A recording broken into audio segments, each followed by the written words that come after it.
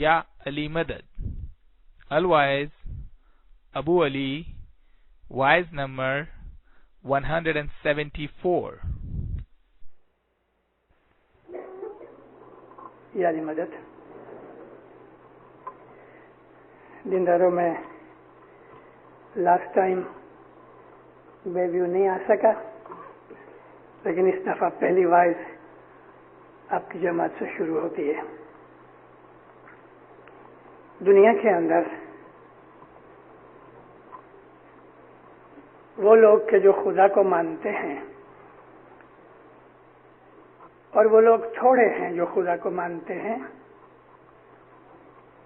وہ لوگ خوش نصیب ہیں، کیونکہ خدا کی اعلیٰ سب سے جو بیسٹ اگر کوئی بخشش ہے تو وہ ایمان ہے.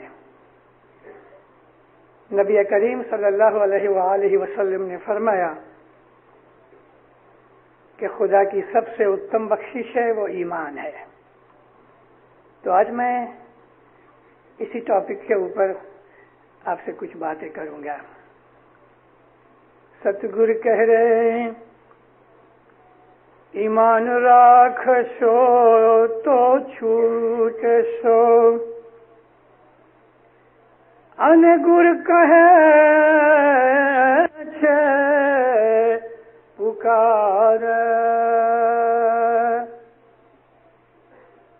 ستگور کہہ رہے ایمان راکھ سو تو چھوٹ سو، ان گر کہے چھے پکار. ساچی دسند جیال جو ان دور تھی لاگ جو پائے رے، بھائی دور تھی لاگ جو پائے. مولانا حضرت امام پہ صلوات پڑھو دیندارو. اللہم صلی اللہ محمد و آل محمد. ہمارے پیروں کے گنانوں میں جو ایک خاص خوبی ہے تو وہ یہ ہے کہ انہوں نے اس طریقے سے ورڈز کی، الفاظ کی کنسٹرکشن کی ہوئی ہے گنانوں میں کہ ہر آدمی اس کی قدر نہیں کر سکتا. بڑائی اگر نہ سمجھو تو میں آپ کو بولوں کہ میں خود ایک شاعر ہوں. پنجابی اور اردو زبان کے اندر، کبھی کبھی فارسی میں بھی میں نے پوئٹری لکھی ہے اور ابھی بھی لکھتا ہوں. اس لیے میری نیچر میں شعر و شاعری ہے، اور میں جس نظر سے گنانوں کو پڑھتا اور سمجھتا ہوں، وہ لوگ کہ جو شاعری نہیں جانتے ان کو وہ مزہ لذت نہیں آتی. پکاسو کی کوئی ایک ماسٹر پیس پینٹنگ ہو، آپ سمجھتے ہیں کہ سب آدمی اس کو قدر کی نظر سے دیکھتے ہیں؟ نہیں. آرٹ کو دیکھنا بھی ایک آرٹ ہے، اور آرٹ کو سمجھنا بیٹر آرٹ ہے. اس کے اندر صرف آرٹ نہیں، لیکن آرٹ کی جو بنانے والا آرٹسٹ ہوتا ہے اس کی قدر سمجھ میں آتی ہے. ایک آپ کو میں ایگزامپل دوں کہ شاعری کیا ہے، کیونکہ یہ چیز گنانوں کے ساتھ تعلق رکھتی ہے. ہندوستان پاکستان کا مشہور شاعر جو حال ہی میں ہماری نظر کے سامنے گزرا، ڈاکٹر محمد اقبال، اس جیسے آدمی پیدا ہونے بڑے مشکل ہیں. ایک دفعہ صبح کے وقت لکڑی ہاتھ میں، اور اقبال ایک باغیچے کے اندر گھومنے نکلا. بہار کا موسم تھا، یعنی اسپرنگ ٹائم تھا. پنجاب میں سردی بہت سخت پڑتی ہے، برف نہیں ہوتی لیکن اولے پڑتے ہیں، ہیل سٹارمز بہت ہوتے ہیں. اور بہار جب آتی ہے تو نئی نئی کلیاں پھوٹتی ہیں. ہوا کے اندر ایک الیکٹریسٹی ہوتی ہے جو انسان کے خون کو بھی گرم کر دیتی ہے. صبح کا وقت، سورج ابھی ابھی نکلا ہے، پھول پھل لہرا رہے ہیں، آہستہ آہستہ ہلکی ہلکی ہوا چل رہی ہے. شعر و شاعری کرنے والے، نیچر کو سمجھنے والوں کے اوپر یہ جو سما ہوتا، یا اسی طرح سے شام کا جب سورج ڈوبتا ہے تو ایسے موقع کے اوپر ایسے لوگ کہ جو نیچر کو سمجھتے ہیں ان کے اوپر ایک نشہ آ جاتا ہے، اور ان کے دل میں اتنی اس بات کے لیے خوشی پیدا ہوتی ہے کہ ایک سکون ملتا ہے. جاپان کے اندر برس کے اندر 2 دفعہ ایسی ایک نائٹس آتی ہیں کہ جب فل مون ہوتا ہے تو وہاں خاص ایسی کلبیں ہیں کہ برس میں 2 دفعہ وہ لوگ مون گیزر یا مون واچرز کو اپنا ممبر بناتے ہیں. ان کا کام کیا ہوتا ہے کہ رات کو وہ لوگ بیٹھ کے مون کس طرح رائز ہوتا ہے اور اوپر جا کے وہ فل کمپلیٹ ایک تھالی کی طرح، پلیٹ کی طرح راؤنڈ ہو جاتا ہے. اور خاص طور پہ جب یہ بڑا مون، فل مون جب ہی رائز ہوتا ہے نا، اس وقت دیکھنے کا ایک سما ہے. تو جاپان کے یہ لوگ اس چیز کو بڑا پیار کرتے ہیں. ڈاکٹر اقبال گھوم رہے ہیں، ادھر ادھر دیکھ رہے ہیں، ناگہا ان کی ایک چھوٹے سے پلانٹ کے اوپر نظر پڑی. نارکسس کے جو پھول ہے، انگلش میں نارکسس لیکن فارسی اردو میں اس کو نرگس کہتے ہیں. نرگس کا پھول 2-2.5 انچ ہوتا ہے، بعض دفعہ 3 انچ بڑا بھی ہوتا ہے. اور وہ پھول جس طرح سے سن فلاور ہے ایسا اس کے اندر جگہ کافی ہوتی ہے. وہاں اگر آپ نرگس کا پھول دیکھو تو اس کو ایسا پتہ لگتا ہے جیسے کسی آدمی نے ہیومن آئی کو، آنکھ کو ڈرا کیا ہے. اس میں انسان کی آنکھ کی طرح آکار پیدا ہو جاتا ہے، اور اس کے ایک کونے میں سے ایسا بوند نکلتی ہے، یوں معلوم ہوتا ہے کہ جیسے کوئی آنکھ رو رہی ہے. اقبال کی نظر پڑی، کھڑا ہو گیا، کئی منٹوں تک چپ چاپ اس کو گیز کرتا رہا. نرگس کے پھول میں آنکھ اور اس میں ایک آنسو. منہ سے نکل گیا ایک شعر. وہ باہر کے سین نے اس کے دماغ کے اوپر جو اثر کیا تو شاعر کی جو روح تھی اس میں سے ایک آواز آئی، نرگس رو رہی ہے اور تیرے اس رونے کو کسی نے دیکھا بھی نہیں. ہزاروں سال نرگس اپنی بے نوری پہ روتی ہے. اس کا شعر دیکھو. میں نے آپ کو کہا نا کہ گھنانوں میں جو بندش ہے، لفظوں کی جو کنسٹرکشن ہے، وہ انہی کو ڈسٹرب کرتی ہے روحانی طور پہ. یہاں ڈسٹرب کرنے کا مطلب وائبریٹری ڈسٹربنس، کہ جو ان چیزوں کو سمجھتے ہیں. ہزاروں سال نرگس اپنی بے نوری پہ روتی ہے، بڑی مشکل سے ہوتا ہے چمن میں دیداور پیدا. کیا کمال کا شعر ہے. کہتے ہزاروں سال سے یہ نرگس رو رہی ہے، اس لیے روتی ہے کہ میری آنکھ میں نور نہیں. یعنی نرگس کی آنکھ تو ہے لیکن دیکھتی نہیں. بڑی مشکل سے اس باغیچے کے اندر کوئی ایسا آدمی آتا ہے کہ جو نرگس کی اس رونے کو دیکھے اور سمجھ سکے.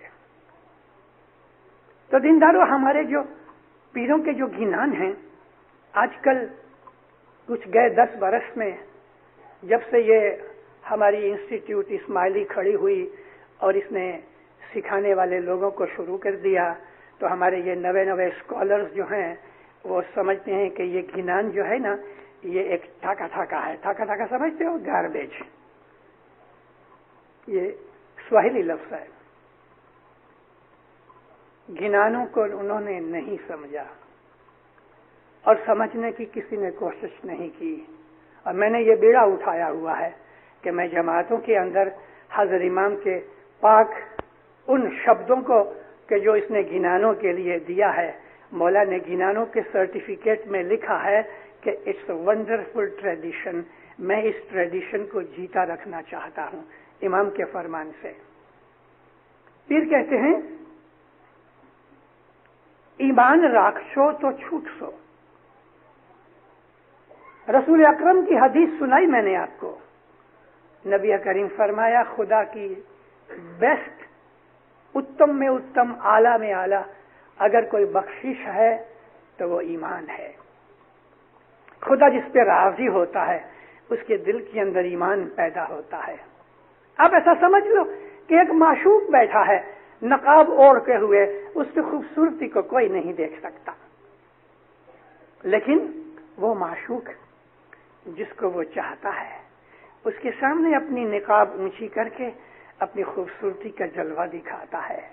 अल्लाह ताला ऐसा ही है, वो नूर है, उसका जलवा देखना आसान नहीं, उसके जलवे को समझना भी आसान नहीं।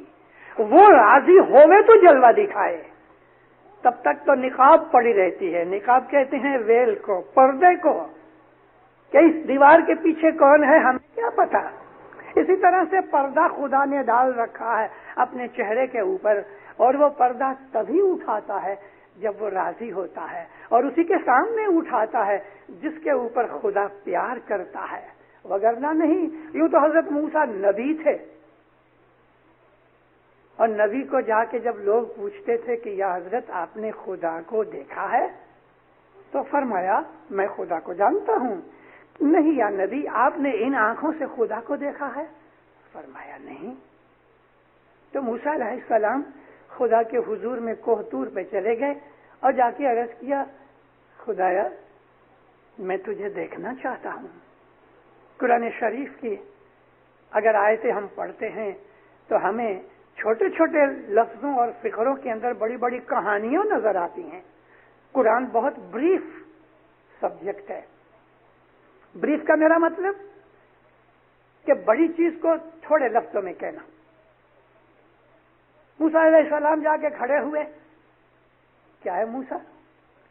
रब्बी अरनी, मेरे पालने वाले मैं तुझे देखना चाहता हूं। आवाज आई, लम तरानी या मूसा, ऐ मूसा तू मुझे नहीं देख सकता। अरे मूसा अलैहिस्सलाम हैरान, खुदा को नहीं देख सकता। दिल के अंदर कितने ही वसवसे आए, दिल में कितने ही ख्यालात आए, क्यों नहीं देख सकता? क्या मैं देखने के लायक नहीं, या वो मेरे पे राजी नहीं? क्या मेरी ताकत नहीं कि मैं उसको देख सकूं? यही हकीकत थी जो मैं आपको अर्ज कर रहा था कि खुदा उस माशूक की तरह, यहां माशूक का मतलब कोई औरत नहीं, यहां माशूक का मतलब प्यार जिससे किया जाए, पर्दा डाल के रखा है। पर्दा क्या है? हमारी अक्ल का पर्दा। वो अक्ल से बियॉन्ड है, वो कोई भी चीज से बहुत ऊंचा है। हमारी जो मेटीरियलिस्टिक आइडियाज हैं वो उस परवरदिगार आलम को समझ नहीं सकते। वो नूर है, हम खाक हैं। कहाँ नूर कहाँ खाक, उसका तो हमारा कोई ताल्लुक पैदा हो ही नहीं सकता। लेकिन जब वो किसी पे रहम कर देता है, जब वो किसी पे राजी होता है, तो अपनी निकाब उठा के एक जलवा दिखा देता है। मूसा अलैहिस्सलाम को ऐसा ही कर दिया। एक तजल्ली डाली, मूसा नबी बेहोश होके गिर गए, तूर का पहाड़ जल के सुरमा बन गया, खाक बन गया। तो मोमिनो, जो खुदा जब राजी होता है तो नबी फरमाते हैं खुदा उसको ईमान देता है। अब ईमान की हजारों लेवल्स हैं। ये ईमान है कि हम ये समझें कि खुदा है, ये ईमान की प्राइमरी स्टेज है। खुदा है, कहाँ है कैसा है वो पता नहीं, लेकिन खुदा है। और ये बहुत इंपॉर्टेंट है, ये मान लेना कि खुदा है, यही तो बीज है जिसमें से बड़ा दरख्त बनेगा, फल लगेंगे, फूल लगेंगे, पत्ते आएंगे। لیکن یہ ایمان ہونا چاہیے. اور خوش نصیب میں نے اس لیے کہا کہ وہ خدا کی نظر میں ہے، خدا ان پہ راضی ہے، خدا نے ان کو ایمان دیا ہے. جو پیش شمس کہتے ہیں اگر تم ایمان رکھو گے، یعنی اس بلیف کے اوپر قائم رہو گے کہ پروردگار کی ہستی دنیا میں ہے، تو تمہارا چھٹکارا ہو جائے گا. چھوٹنے کا مطلب یہ ہے تم دکھوں تکلیفوں میں سے اور خصوصی طور پہ زندگی کی جو تکلیفیں ہیں ان میں سے تم چھوٹ سکو گے، نجات پا سکو گے، زندگی کی تکلیفوں سے چھوٹ سکو گے. ہزاروں تکلیفیں ہیں، ہزاروں، ہر قسم کی تکلیفیں انسان کو پیدا ہوتی ہیں. ایسا کوئی انسان نہیں کہ جس کو دکھ نہیں، ایسا کوئی انسان نہیں جس کو پرابلمز نہیں. ارے بچے کو ذرا سی سمجھ آتی ہے تو اس کو پرابلم شروع ہو جاتی ہیں. وہ پرابلم اس کے کھلونوں کی ہیں، ٹوائز کی ہیں. اس گھر میں اس سردی کے اندر بچے کو بند رکھو گے تو ایک دو روز کے بعد وہ بیچارہ فرسٹریٹ ہو جائے گا، گھبرا جائے گا. اس کو باہر نکالو گے تو خوش ہو جائے گا. پرابلمز تو ہیں ہی، اور پرابلمز کے بغیر زندگی ہی نہیں. دکھوں کا نام ہی زندگی ہے، دکھوں کا نام. اور ان دکھوں کو میلٹ کرنے کے لیے تھوڑے تھوڑے سکھ بھی رکھے ہیں. میں اپنی باتوں میں ہمیشہ کہا کرتا ہوں کہ 99% انسان کی لائف میں دکھ ہی دکھ ہے، 1% سکھ ہے. اور وہ ایسا سکھ ہے کہ جب ایماندار انسان کو وہ سکھ کی گھڑی ملتی ہے تو وہ اس سکھ کو ایسا اسٹریچ کرتا ہے کہ 99 دکھ اس کے نیچے چھپ جاتے ہیں. یہ سکھ کون سا کہ 99% 1% 99% کو چھپا دینے؟ وہ کون سا سکھ ہے؟ وہ سکھ ہے ایمان. کیسے؟ خدا کے اوپر یقین اور ایمان ہونے کی وجہ سے جب ہمیں دکھ آتے ہیں تو پہلا ری ایکشن ہمارا ہوتا ہے شوق. کوئی دکھ جب ملتا ہے نا تو پہلا ری ایکشن ہے چوٹ لگتی ہے، شوق. جب یہ چوٹ لگتی ہے تو ہم بنا اٹھتے ہیں، یکا یک کسی آدمی کو ہم ٹھونسا مار دے میں، اس کو ہاتھ سے مار دے میں یا چاقو چھری لگا دے میں، پہلا ری ایکشن انسان کے مائنڈ میں شوق ہوتا ہے. شوق کے بعد جب یہ تھوڑا سا ٹھنڈا ہوتا ہے تو اس کو غم، فکر، دکھ، پین، درد ہوتا ہے. اور پھر یہ چیز، یہ دکھ، درد اس کی جو مینٹل فیکلٹیز ہیں اس کو وائبریٹ کر دیتی ہے اور انسان اس دکھ میں سے نکلنے کا راستہ ڈھونڈتا ہے. اور جب وہ راستہ ڈھونڈنے کے لیے محنت کوشش کرتا ہے موسٹلی فیل ہوتا ہے، کبھی کبھی کامیاب ہوتا ہے. لیکن اگر وہ فیل بھی ہو گیا، مومن ہونے کی وجہ سے، اس کے دل میں ایمان ہونے کی وجہ سے وہ یہ سمجھتا ہے چلو خدا کو ایسا ہی منظور ہے. اس کو ایک قسم کا سکون مل جاتا ہے جب یہ کہتا ہے نا، دکھوں میں سے ہار کے، ناکام ہونے کے بعد جب وہ تھک جاتا ہے تو کہتا ہے اچھا خدا کو یوں ہی منظور تھا. اجا بکرا ویرا بھائی پڑا رہیا جی، بھنے پیر صدر دین اے ویرا بھائی.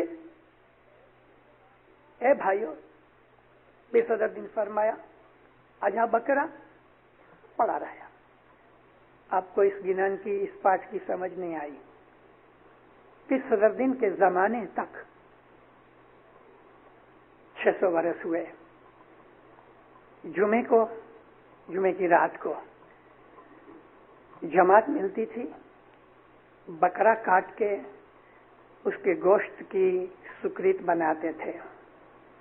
یعنی گوشت کو ہڈیوں سے جدا کر کے پیور گوشت لے کے چھوٹے چھوٹے ٹکڑے اس کو اچھی طرح سے بنا کے پکا کے اس کی سکریت دیتے تھے، جھورا دیتے تھے. جماعت کھا کے آپ خیال کرو پیر صدر دین کے زمانے کے اندر گپتی تھے، ظاہر میں مسلمان نہیں تھے، اور اس زمانے کے اندر بکرا کھانا یا گوشت کھانا برا سمجھا جاتا تھا ہندوستان میں، لیکن بکرا پکتا تھا۔ آپ کبھی ہندوستان جاؤ، آج بھی جو راجپوت لوگ ہیں وہ گوشت نہیں کھاتے، لیکن برس میں ایک دفعہ وہ سارے بکرے کی قربانی کرتے ہیں اور اس کا گوشت کھاتے ہیں۔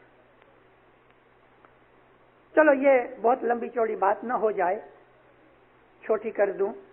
پھر صدر دین کی جماعت جو تھی وہ بکرا کھا کے اس کی ہڈیاں وغیرہ سب چیزیں اس کے چمڑے کے اندر رکھ کے اس کو باندھ دیتے تھے، اور جماعت کھڑے ہو کے دعا کرتی تھی، یہ بکرا زندہ ہو جاتا تھا۔ آج کی دنیا میں شاید گپ لگتی ہوئے، مذہب کے اندر ایسی بہت سی چیزیں ہیں کہ جو انسان کے مغز میں نہیں آ سکتی۔ بھلا بتاؤ، آج سے 100 برس پہلے کوئی یہ سمجھ سکتا تھا کہ چاند کے اندر انسان اترے گا اور چلے گا؟ سمجھ سکتا تھا؟ گپ تھی نا، لیکن آج وہ گپ سچی ہو گئی۔ ایک زمانے کے اندر ایک چیز ناممکن نظر آتی ہے، دوسرے زمانے کے اندر وہی چیز پاسبل نظر آتی ہے، یا ایک زمانے کے اندر ایک چیز پاسبل تھی تو دوسرے زمانے کے اندر وہ امپاسبل ہو گئی۔ زمانے کے اندر قدریں بدلتی رہتی ہیں۔ تو پھر صدر دین کے زمانے میں یہ بکرا زندہ ہو جاتا تھا، اس کو پھر پال پوس کے دوسری دفعہ واپس یوز کرتے تھے۔ ایک دن ایسا ہوا، جماعت کی یک دلی جو تھی، یونٹی جو تھی، وہ یعنی بند ہو گئی، گھٹ گئی، بگڑ گئی، کچھ بھی سمجھو۔ جماعت میں ایک دو ایسے آدمی تھے کہ جس کی وجہ سے شک پیدا ہو گیا، دعا مانگی گئی مگر بکرا زندہ نہ ہوا۔ وہ لوگ کے جو مومن تھے رونے لگے۔ پھر صدر دین نے فرمایا کوئی بات نہیں، اور آخر میں کہتے ہیں میرے سامی راج کو ویرا بھائی ایوں گمیاں۔ اے جماعت، میرے مولا کو ایسا پسند ہوا، زمانہ کل جگ کا بدل گیا، ایمان بدل گئے، میں نے اپنی آنکھوں سے دیکھا بھی ہے اور میں نے اپنی زندگی کے اندر اس کا سواد بھی چکھا ہے۔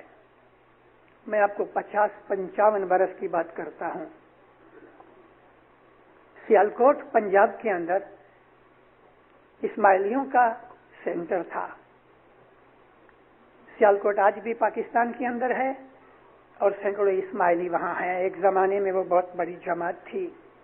سیالکوٹ کا جو شہر ہے اس کی ایک سائیڈ میں ایک نہر چلتی ہے، نہر یعنی کینال ہے، چھوٹی ندی ہے۔ یہ ندی کشمیر کے جو گلیشیئر ہیں، پہاڑوں میں برف پگھل کے آتی ہے، اور سخت گرمی کے ٹائم میں بھی آپ اس میں ہاتھ ڈالو گے تو آپ 10 سیکنڈز بھی ہاتھ اس میں رکھ نہیں سکتے، اتنا ٹھنڈا ہے، سخت گرمی کے ٹائم میں بھی۔ اور گرمی ہی کے ٹائم میں یہ نہر زیادہ چلتی ہے کیونکہ گرمی کے اندر وہ برف پگھلتی ہے۔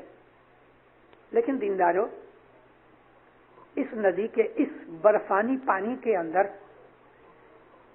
اگر کوئی آدمی چل کے سامنے جاوے، ندی لگ بھگ 20-25 فٹ چوڑی ہے اور کمر یا اس سے تھوڑا زیادہ اونچا پانی، ہر روز ایک دن نہیں 365 دن بوڑھے بوڑھے جوان جو بیت الخیال میں تھے، وہ زمانے کے اندر بیت الخیال کی عبادت عمر ذرا تھوڑی بڑی ہو جاتی تھی، 40-50 کے ہوتے تھے، تب وہ جا کے بول لیتے تھے۔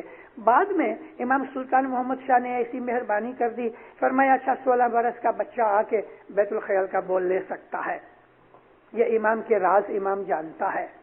اس زمانے کے اندر میں خود بھی ان کے ساتھ گیا ہوں، رات کو 3 بجے 2:30 بجے یہ بوڑھے لوگ اٹھ کے اس ندی میں کمر تک اس ٹھنڈے پانی میں پسار کر کے سامنے جماعت خانہ تھا، جماعت خانہ ندی کے پار تھا، اور اس وقت اس طرف فارمز وغیرہ تھے، ابھی تو بستی ہو گئی، ابھی پل بھی بن گئے، مگر اس وقت رات کو 2:30-3 بجے یہ لوگ اتنے ٹھنڈے پانی میں پار ہو کے ادھر جاویں اور اپنے کپڑے نچوڑ کے اتنی گیلے کپڑوں کے ساتھ بیٹھ کے कंबल ले आते थे, लपेट लेते थे, इबादत करते थे 2-2 घंटे की।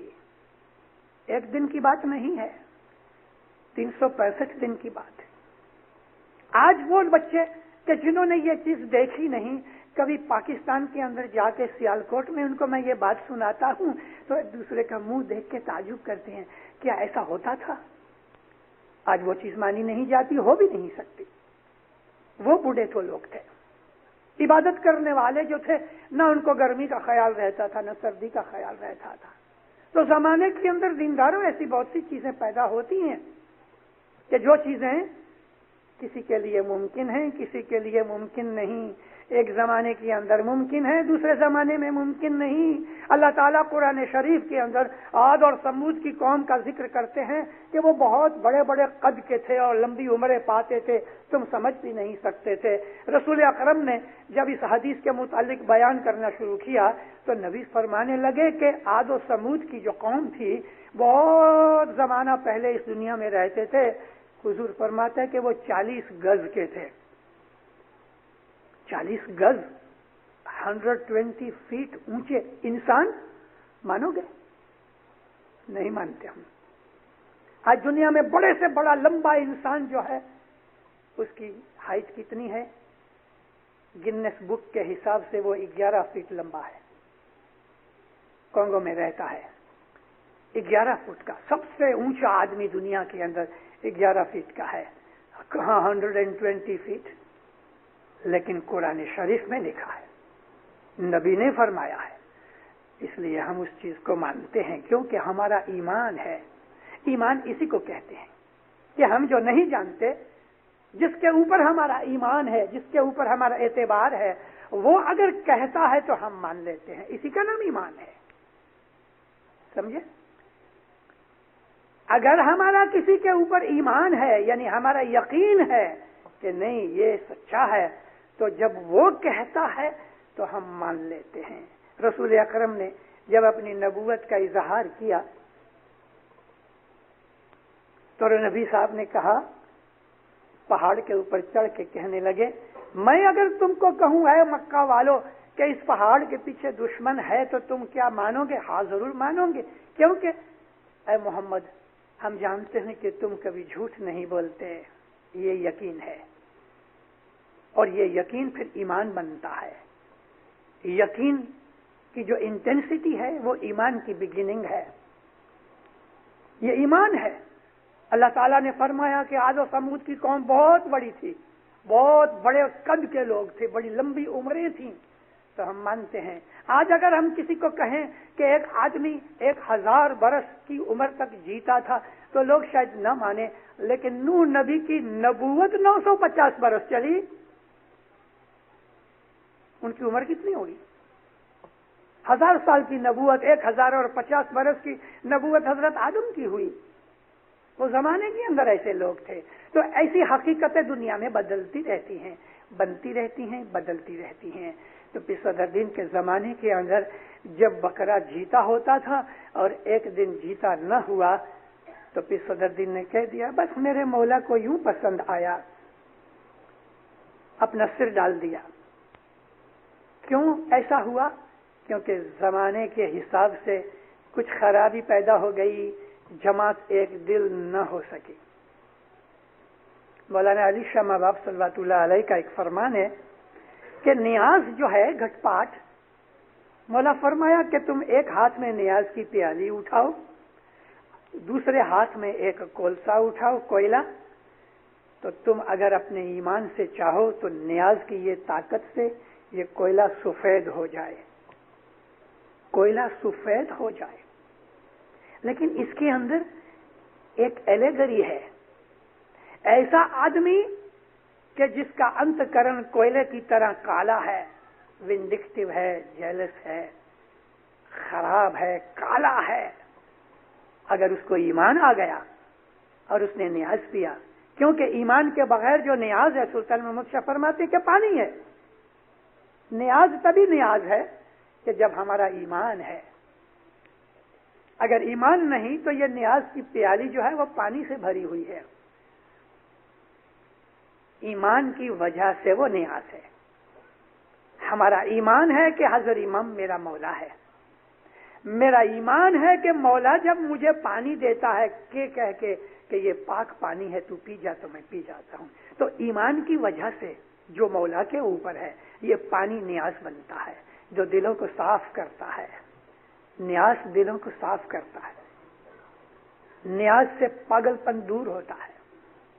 نیاز سے جنات بھاگ جاتے ہیں. اگر کسی کو جن نے پکڑ لیا ہے، کسی بھوت پریت نے پکڑ لیا ہے اور یہ دنیا میں یہ چیزیں بنتی ہیں اور ہے بھی، نیاز پینے سے چھوٹ جاتے ہیں. ایمان ہونا چاہیے. بات تو ساری ایمان ہی کی ہے. یہ مذہب بھی ایمان کا ہے اور یہ زندگی بھی ایمان سے چلتی ہے. اور اگر ایمان نہیں تو دل کے اندر ڈاواں ڈول پنا، یعنی ادھر سے ادھر ادھر سے ادھر انسان گھومتا حیران ہوتا رہتا ہے. اس کو ایسی کوئی جگہ نہیں ملتی کہ جہاں سکون ملے. ایمان اس کو سکون دیتا ہے، سکون دیتا ہے.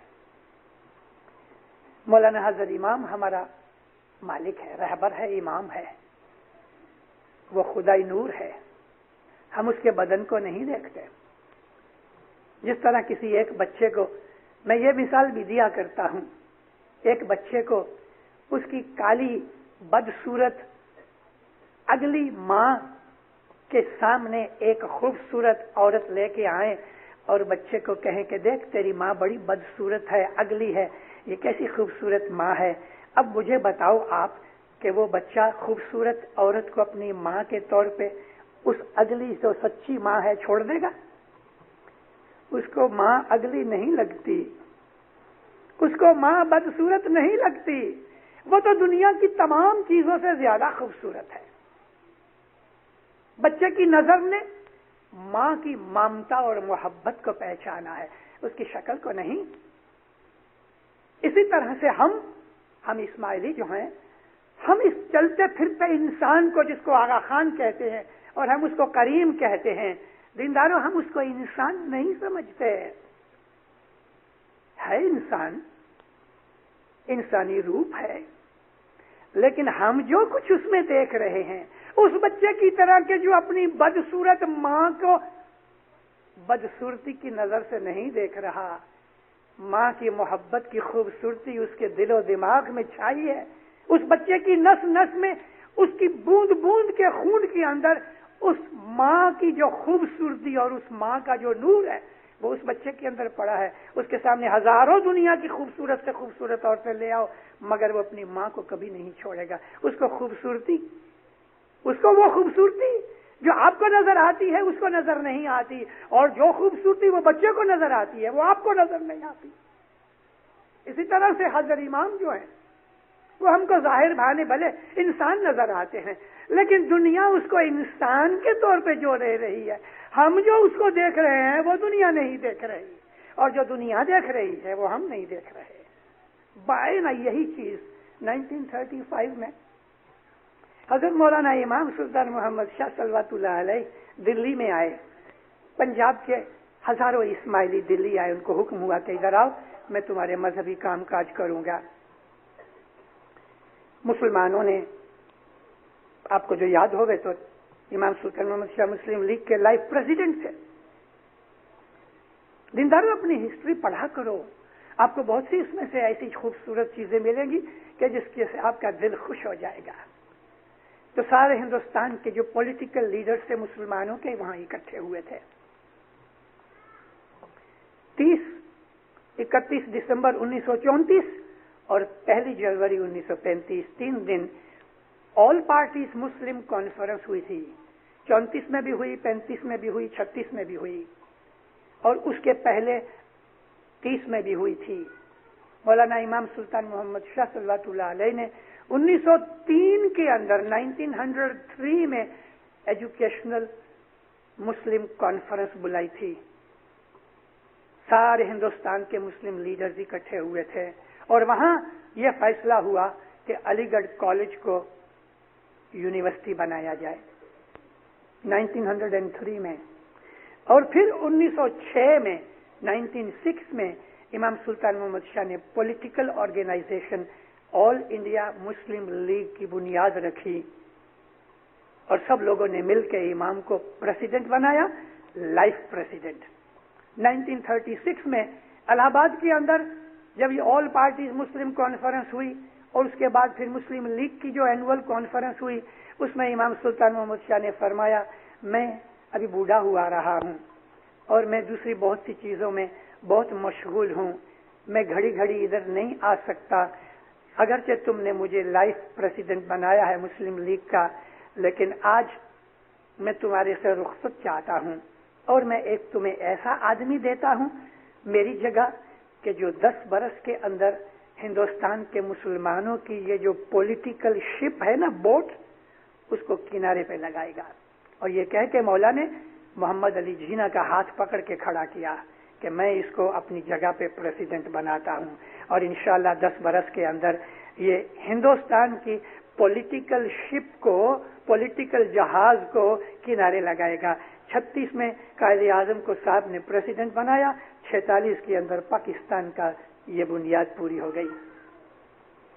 تو مولانا سلطان محمد شاہ 35 میں جب یہ ادھر آئے، رات کو مسلمانوں نے اتنے جوش و خروش سے امام زمان کا ویلکم کیا، سواگت کیا، نعرے لگائے، بہت خوش ہوئے۔ دوسرے دن صاحب جب ہی پنڈال میں آئے تو مشنری سبزلی کھڑے تھے۔ سبزلی کہتے ہیں خداوند یہ واقعہ 2 دفعہ بنا، 36 میں بھی بنا، 35 میں بھی بنا۔ کہتے ہیں خداوند یہ مسلمان آپ کے اوپر فدا ہے؟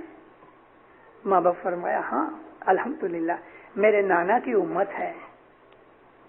ماں باپ کہتے ہیں سبزلی تم لوگ مجھے جس آنکھ سے دیکھتے ہو وہ لوگ نہیں دیکھتے، سمجھے؟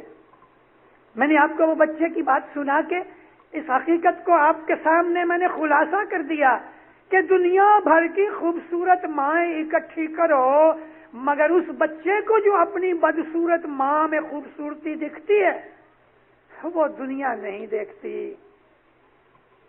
اور دنیا جس چیز کو خوبصورتی کہہ رہی ہے بچہ اس کو خوبصورتی نہیں سمجھتا۔ ایک چھوٹے سے بچے کی کتنی اچھی مثال ہے یہ۔ ہماری ماں کیسی بھی ہے مگر ہماری ہے،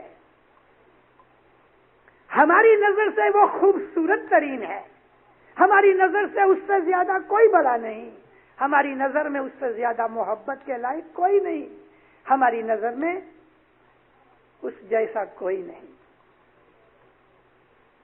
کوئی نہیں۔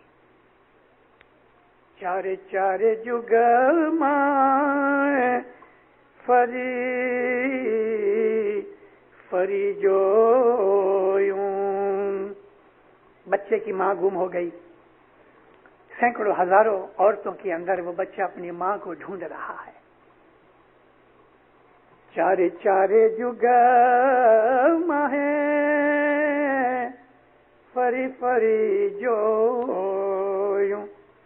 تیرے تولے کوئی نہ آوے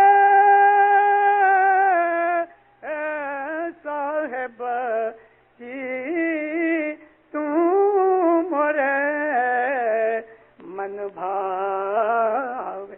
کیسا خلاصہ ہو گیا؟ یہ سب مجھے کیوں نظر نہیں آتا؟ تیرے سوا کیوں کوئی دوسرا نظر نہیں آتا؟ تیرے جیسا کیوں مجھے کوئی دوسرا نظر نہیں آتا؟ اس لیے نہیں آتا، اس لیے جواب کیا ہے؟ صاحب جی تم مرے من بھاوے، میں تجھے پیار کرتا ہوں، میرے دل میں تو سمایا ہے، اس لیے کچھ نظر نہیں آتا۔ کہتے ہیں لیلا کالی تھی، سانولی تھی۔ کسی مولوی نے آ کے کہا اے مجنوں، ایک قیس، اس کا نام قیس تھا، لقب مجنوں پڑا۔ عربی زبان میں مجنون کہتے ہیں دیوانے کو، نام قیس تھا۔ کہتے ہیں قیس تو مسلمان ہے لیکن تجھے کبھی خدا یاد آیا؟ مولوی کو کہتا ہے تو جس کو خدا کہتا ہے میں اس کو لیلا کہتا ہوں۔ تو کسی شعر کے اندر اس کا ذکر اس طرح آ گیا، اگر تو شکل لیلا کی خدایا بن کے آ جاوے، میرا سجدہ ہے لیلا کو، کفر کی بات ہے، میرا سجدہ ہے لیلا کو، کیا تو اس سے بڑا ہوگا؟ شریعت کی نظر میں یہ کفر ہے، لیکن دیندارو، محبت اندھی ہوتی ہے، محبت کا ظاہر نہیں ہوتا، باطن ہی باطن ہوتا ہے۔ اسماعیلی مذہب کی، اسماعیلی طریقے کی یہ خوبی ہے کہ ہمارا مذہب کا جو پایا اور بنیاد یا جو کچھ بھی سٹینڈ ہے نا، وہ محبت ہے، اور یہی محبت ایمان ہے۔ پہلے یقین آتا ہے، جب یقین میچور ہو جاتا ہے تو ایمان شروع ہوتا ہے، اور جب ایمان میچور ہو جاتا ہے تو محبت پیدا ہوتی ہے، اور محبت جب جوان بنتی ہے، محبت کے بھی درجے ہیں نا، محبت جب جوان بنتی ہے تو خدا کا نور بن جاتی ہے۔ محبت ہی خدا کا نور ہے، خود خدا نور ہے تو خدا محبت ہے۔ خدا تعالیٰ کے ناموں میں ایک نام ہے الودود، بہت بیوٹیفل نام ہے، ہر نام اچھے ہیں۔ الودود محبت کرنے والا، محبت پیدا کرنے والا، خدا کی اعلیٰ بخششوں میں یہ چیز ہے۔ محبت ہی ایمان ہے، اور ایمان محبت ہے۔ ایمان شروع ہوتا ہے، کمزور ہوتا ہے۔ میں نے آپ کو عرض کی کہ یقین ہے نا، جب یقین پکا کامل ہو جاتا ہے تو ایمان شروع ہوتا ہے، وہ ایمان کا بچپنا ہے۔ جب ایمان جوان ہو جاتا ہے تو محبت پیدا ہوتی ہے، جب محبت جوان ہوتی ہے تو نور بن جاتی ہے۔ اس کے لیے پیر فرماتے ہیں، ایمان راکھ شو تو چھوٹ سو، اپنے ایمان کو سلامت رکھو۔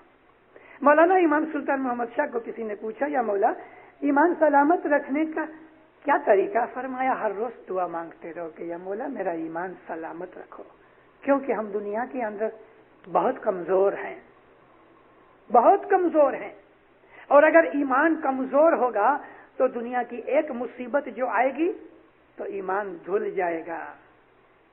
بہت بڑی دفعہ ایسا ہوا ہے کہ دنیا میں بڑے بڑے آدمی مومن تھے، روز جماعت خانے آتے تھے، لیکن کسی ایک بات نے ایسا گھلاٹ دے دی کہ بے ایمان بن گئے۔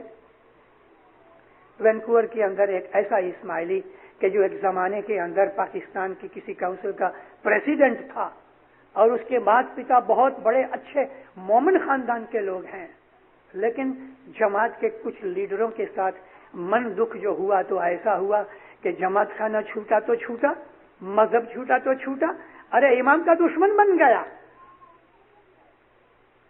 اس قسم کی باتیں تو دنیا میں بہت ہوتی رہی۔ مولانا امام محمد باقر صلی اللہ علیہ ایک دفعہ مسافری پہ گئے تو ایک آکشن ہو رہی تھی جس کے اندر غلام بکتے تھے۔ مولانا باقر نے ایک غلام خریدا، غلام خریدا، 18 برس کا لڑکا تھا، بڑا تیز اور چالاک تھا، عبداللہ نام رکھا۔ پوچھا تیرے باپ کا نام کیا؟ تو کہنے لگا خطاب۔ چلو مولا نے اس کا نام رکھا عبداللہ ابن خطاب۔ تھوڑے دنوں کے بعد، یعنی تھوڑے برسوں، 1-2 برس کے بعد، مولانا باقر نے اپنے فرزند امام جعفر کو یہ غلام بخش دیا۔ امام جعفر صادق علیہ السلام نے اس کو اپنا پرسنل سیکریٹری کے طور پہ یا پرسنل گائیڈ کے طور پہ اس کو رکھ لیا، باڈی گارڈ بن گیا۔ امام کی صحبت، امام کی عقل، امام کی رحمت، امام کی بخشش کی وجہ سے یہ ابن خطاب بڑھتا بڑھتا بڑھتا ایک زبردست دائی اور عالم بن گیا، یہاں تک کہ اس کو دائی الدعات کا ٹائٹل دیا، ساری دنیا میں تمام دائیوں کا سب سے بڑا سردار۔ جب اس درجے پہ پہنچا، مغروری آ گئی، غرور پیدا ہو گیا، اور اس میں فخر یہ ہوا کہ میرے پاس یہ علم ہے، میں ایسا ہوں، میں تیسا ہوں، اور میری مدد یا میری سیوا کے بغیر امام کے کام نہیں چل سکتے، پھسل گیا۔ ایمان کی بنیاد برابر نہیں تھی، ایمان کی بنیاد برابر نہیں تھی۔ بنیاد ہوتی ہے لیکن بنیاد کو سٹرونگ کرتے رہنے اور مینٹین کرنے کے بھی تو گن ہیں۔ آپ گاڑی یہ کہنے لگا کہ امام کے کام میرے بغیر نہیں چلتے۔ عبداللہ ابن خطاب دائی الدعات، تمام مشنریوں دائیوں کا سردار، بے ایمان ہو گیا، اور امام جعفر صادق کو ظاہر کے اندر اسے ڈیناؤنس کرنا پڑا، اور انجام یہ آیا کہ اس کے ہی مریدوں نے ابن الخطاب کو مار ڈالا، فیصلہ ہو گیا۔ تو دنیا میں اس قسم کے بہت سے جھگڑے شروع ہوتے ہیں اور وہ ایمان کو ہلا دیتے ہیں۔ حسن علی شاہ ماں باپ 1842 میں جب ہندوستان میں آئے تو اس وقت ہندوستان کی دو جماعتوں کے اندر بڑے جھگڑے ہوئے تھے۔ وہ جھگڑے بہت ٹائم سے چلے آتے تھے۔ کچھ کے اندر ایک جگہ کا نام تھا کیرا، اور مہوا نام کا گام تھا کاٹھیا واڑ میں۔ ان دونوں جگہوں کے اوپر بعض آدمی شرارتی جماعت میں ایسے تھے کہ جو ایمان نہیں رکھتے تھے، لیکن جماعت میں انہوں نے گند پھیلا دیا، اور آخر ان لوگوں کو مذہب چھوڑنا پڑا۔ مذہب چھوٹنے کے بعد آرام سے نہیں بیٹھے، انہوں نے حسن علی شاہ ماں باپ کے خلاف کارروائیاں کرنی شروع کر دی، مکھی کامڑیا کو ستانا شروع کر دیا، جماعت کے وروਧ میں پروپیگنڈا شروع کر دیا، مذہب کے خلاف گالیاں بکنے لگے، اور آخر انجام یہاں تک آیا کہ انہوں نے کورٹ کے اندر بھی امام کے اوپر کیس کیے۔ 1842 کے اندر سے لے کے 1866 تک، یعنی ان 20 اور 4 24 برسوں کے اندر 6 دفعہ حضرت امام حسن علی شاہ ماں باپ کے خلاف کورٹ کے اندر کیس کیے گئے، 6 دفعہ 24 برسوں میں۔ سب کے سب کیس ہار گئے، کوئی شک نہ ہوا، لیکن ان کی شرارتوں کی وجہ سے بہت سے وہ لوگ کہ جن کے ایمان ذرا کچے تھے وہ ہل کے وہ بے ایمان ہو گئے، اور اس طرح سے 1866 کے بعد ہماری قوم میں سے ایک گروپ نکل گیا اور اس کا نام پڑا بار بھائیا، باہر نکلنے والے بھائی۔ اسی طرح سے کچھ تھوڑا سا ایلیمنٹ کینسر کا کچھ تھوڑا سا ٹیشو رہ گیا ہماری جماعت کے بدن کے اندر، جو بڑھتے 1900 کے اندر پھر یہ کینسر پھیل گیا، اور 1900 کے اندر امام سلطان محمد شاہ نے فرمان بھیجے کہ ابھی تم سب کے پاس سے سائن لو کہ مولانا سلطان محمد شاہ کو میں اپنا سچا امام طریقے مانتا ہوں، جو سائن نہ کرے اس کو مذہب میں سے نکال ڈالو۔ وہ خود ہی نکل گئے اور یہ اثنا عشری بنے، وہ بار بھائیا بنے، یہ اثنا عشری بنے۔ ہمارے ہسٹری کے اندر یہ ہے کہ ہر زمانے کے اندر ہر امام کے بارے میں ہمارے مذہب میں سے کچھ لوگ نکلتے رہتے ہیں۔ ہمیں بہت بڑی نمبر اور سنکھیا اور پاپولیشن کا شوق نہیں ہے، جتنے تھوڑے ہوئے مگر اچھے ہوئے وہ لاکھوں کروڑوں سے زیادہ ہے۔ ہمیں یہ شوق نہیں کہ ہم بہت کچھ بناویں، ہم اسماعیلی مذہب میں غیروں کو لیتے ہیں، لیکن ہم اس شوق سے نہیں لیتے کہ جس طرح دوسرے بہت سے طریقے لے لیتے ہیں۔ کرسچن جس طرح سے بیٹھے ہوئے ہیں، کسی بھی آدمی کو پکڑ کے وہ لوگ کرسچن بنا لیتے ہیں۔ ہماری جماعت میں ایسا کوئی شوق نہیں۔ اس کی وجہ یہ ہے کہ نور کو سمجھنا سب کا کام نہیں۔ ہمارا مذہب سارا جتنا ہے اس کی بنیاد نور ہے۔ اس نور کو سمجھنے کے لیے بہت بڑی دماغی حالت چاہیے، خدا کی رحمت بھی چاہیے۔ تو میں آپ کو عرض کرتا تھا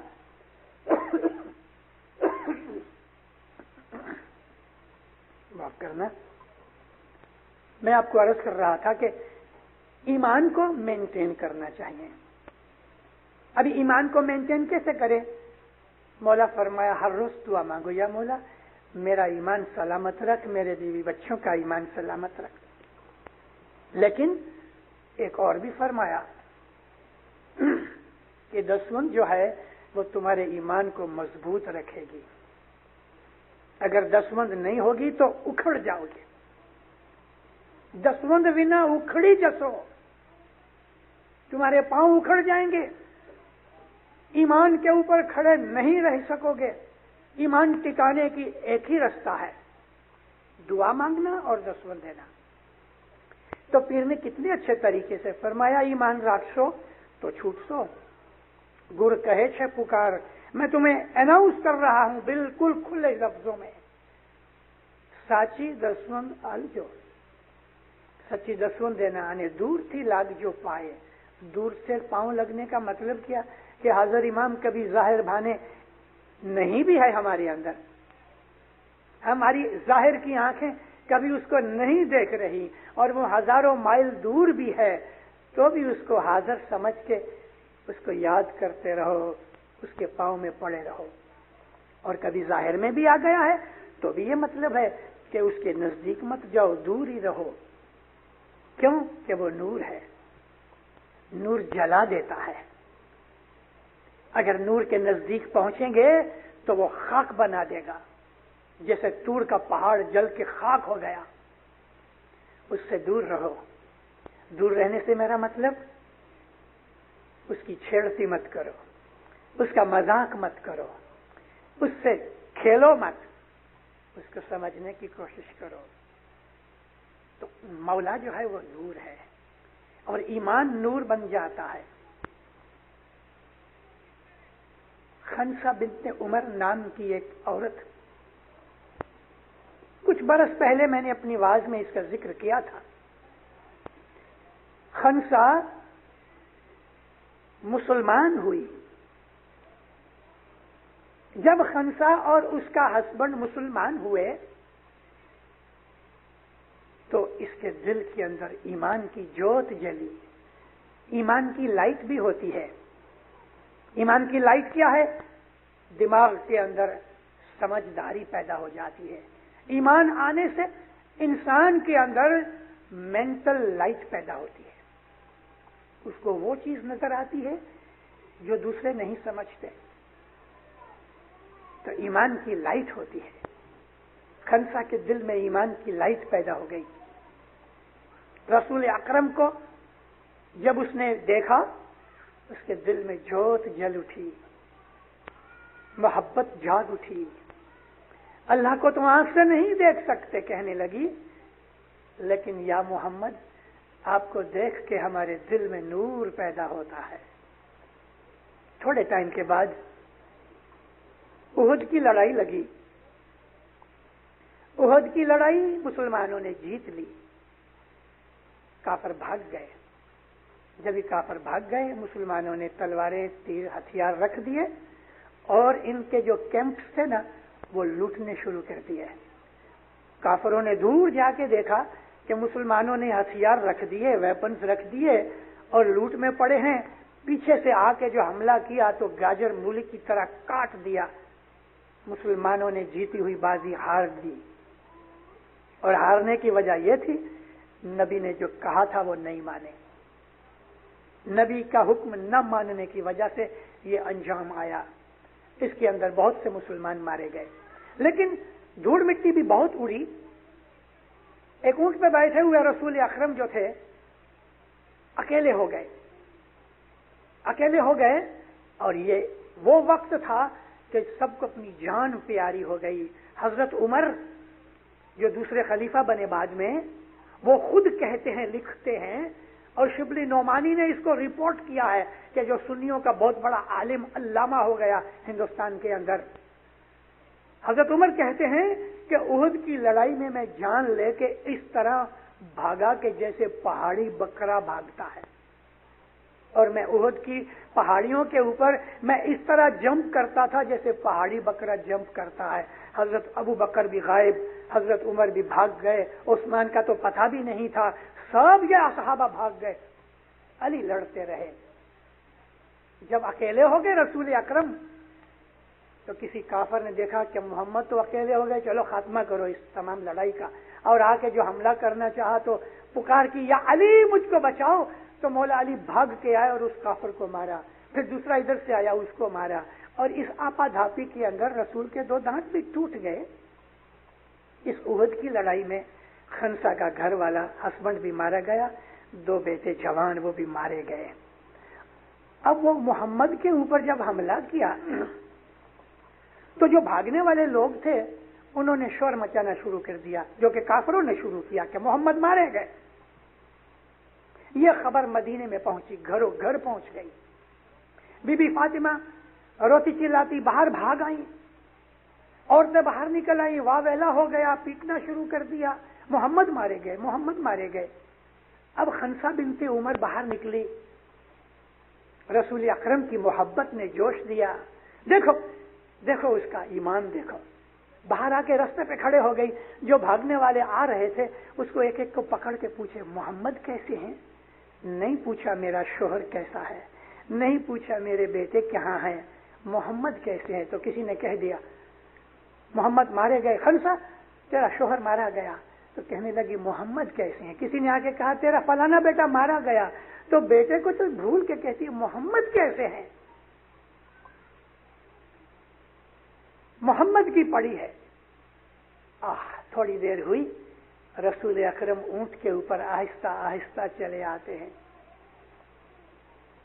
کافر بھاگ گئے، اس کے پیچھے پیچھے مولا علی چلے آتے ہیں. جب اونٹ نزدیک آیا، خنسا بنت عمر گھٹنوں کے اوپر بیٹھ گئی، خاک کے اوپر سر رکھ کے اس نے سجدہ کیا. آنکھوں سے آنسوؤں کی جھڑیاں لگ گئیں. دو ہاتھ اٹھا کے کہتی ہے اللہ تعالیٰ تیری بہت شکر گزار ہوں کہ محمد سلامت ہے. تو نے میرے شوہر کی، میرے دو بیٹوں کی قربانی قبول کی، میں خوش ہوں. شوہر مر گیا، دو بیٹے جوان مارے گئے. کہتی ہے میں شکر گزار ہوں کہ تو نے میرے شوہر، میرے بیٹوں کی قربانی قبول کی، لیکن محمد سلامت ہے. میں نے آپ کو کہا کہ وہ بیٹا، وہ بچہ کہ جو بدصورت ماں کا بچہ ہے، اس کو اپنی ماں میں جو خوبصورتی دکھتی ہے وہ دنیا کو خوبصورتی نہیں دکھتی. ہمارا امام دنیا کے اندر ایک انسان کے طور پہ گھوم پھر رہا ہے، لیکن جو خوبصورتی ہم اپنے مولا میں دیکھ رہے ہیں، ارے دینداروں دنیا کی آنکھیں اندھی ہیں، وہ اس کی خوبصورتی نہیں جانتے. تیرے تولے کوئی نہ آوے صاحب جی تو مورے من بھاوے. تو میرے دل میں بیٹھا ہے، میں تجھے پیار کرتا ہوں. اب تیری محبت لاگی میرے صاحب، دل میرے محبت لاگی. اسماعیلی طریقہ جو ہے نا، یہ محبت کا دین ہے، دنیا کی باتوں سے نہیں پایا جاتا. اس کو پانے کے لیے قربانی چاہیے، محبت چاہیے، اور وہ سب کچھ چاہیے کہ جو ہماری محبت کو نبھاتا رہے. ایمان راکھ سو تو چھوٹ سو، گر کہے چھے پکار، ساچی دسون آلجو انے دور تھی لگ جو ہر روز اس کو ہر وقت یاد کرتے رہو. ابھی حضرت امام جب امریکہ میں آئے نومبر مہینے میں، تو صاحب نے بہت جگہ یہ فرمان کیا ہے، سارا دن تم یاد کرتے رہو، اللہ اللہ کرتے رہو، محمد محمد کرتے رہو، علی علی کرتے رہو، دوسرے اماموں کے بھی نام لیتے رہو. مطلب کہ تمہاری 3 وقت کی دعا کے علاوہ سارا دن اپنے مولا کے ساتھ تعلق رکھو. یہ محبت ہے کہ جو محبت والے لوگ ہوتے ہیں وہ اپنے محبوب کو ایک لحظہ بھی بھولتے نہیں. یہ محبت ہی ان کے دلوں کو ہمیشہ اجاگر رکھتی ہے. وہ اگر سوتے ہیں تو بھی جاگتے ہوتے ہیں، اگر وہ سوتے ہیں تو بھی وہ اپنے محبوب کی محبت میں جاگے ہوتے ہیں. اسماعیلی دین کو اگر سمجھنا ہے تو مولا سے محبت کرو، سکھی آباد رہو. مولا کی نیک امیدیں پوری کرے، حقیقتی سمجھ دے وے، اپنی محبت سے آپ کے دلوں کو مولا بھر دے وے.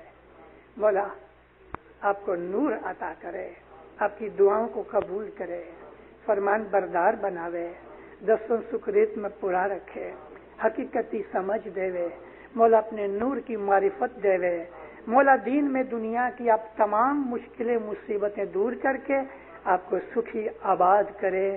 اور ظاہر باطن دیدار نصیب کرے. ہری زندہ